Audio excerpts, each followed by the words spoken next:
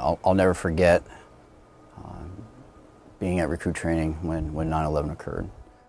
We were all seated in a box inside that Thunderdome, and that's when the chaplain came out and delivered to us the events of that day. First thing he said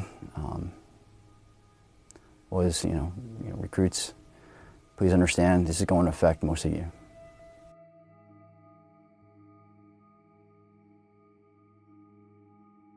I was a recruit at MCRD San Diego. Our drill instructor told us to circle it up around him, and he took his cover off and started talking to us in his regular voice. It was very ironic because we got to the squad bay and everybody got online, did what we typically do, and one of the drill instructors came out, calm, cool, collected, nothing that we've seen like that in the past 2 months of recruit training.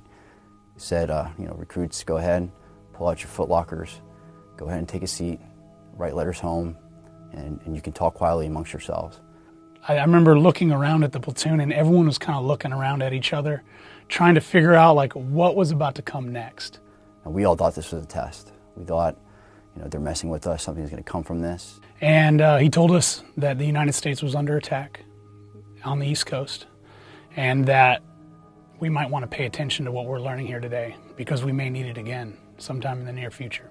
You could almost feel the breath taken out of the circle. We got no other information other than that. Later on that evening, our company commander brought us all in and showed us video clippings on VHS tapes. And that a plane has crashed into the World Trade Center. We don't know anything more than that. We don't know if it was... As he was delivering what happened that day, you could hear the sobs and some outright crying from some of the recruits. And when he asked, who here has those family members that might work in those areas, I was taken aback by how many recruits actually raised their hand, including my own. Our path that we had initially joined was going to be very different. When I joined, it was peacetime, and then all of a sudden, now we're in wartime. I'll never forget making that phone call to my mother, the fear in her voice, knowing of what the eventuality was going to be for me, being a United States Marine and now being at a time of war. It's the shake in her voice is something that I'll never forget.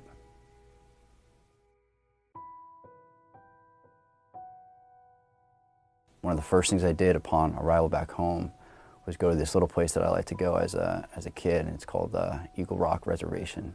I'll never forget driving up there and walking out to the pavilion that oversees the New York City skyline.